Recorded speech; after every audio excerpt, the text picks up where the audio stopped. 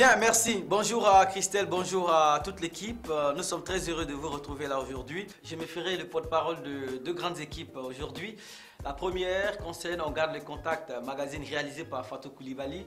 Et la seconde concerne Musique Actu, un magazine réalisé par Keita Sidiki. Alors, l'année 2014 a été très riche pour nous sur le magazine On garde le contact. Vous connaissez l'angle de cette émission-là. Il s'agit de traiter les questions qui minent la société africaine sous un angle typiquement africain.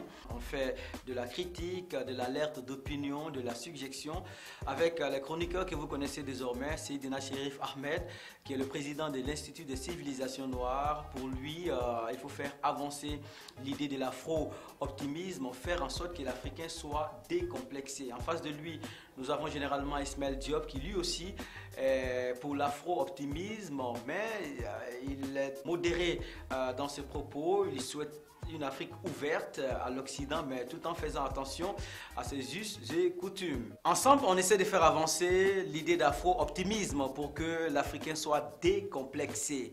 Et par moments, vous le remarquez, le débat est très chaud entre les chroniqueurs en plateau, les téléspectateurs au téléphone et les internautes. Cette année, vous l'avez remarqué, nous avons enregistré deux nouvelles entrées. La première entrée concerne Aristide Nkenda. C'est un journaliste qui a des analyses vraiment pertinentes. On peut suivre un extrait d'une de ses interventions. Il faut que les Africains comprennent que la musique, au-delà d'adoucir les mœurs, est un moyen de rassemblement. Parce que quand un artiste chante, il ne chante pas pour un parti, il ne chante pas pour un individu, il chante pour tout le monde. Et c'est un moyen aussi de cohésion sociale.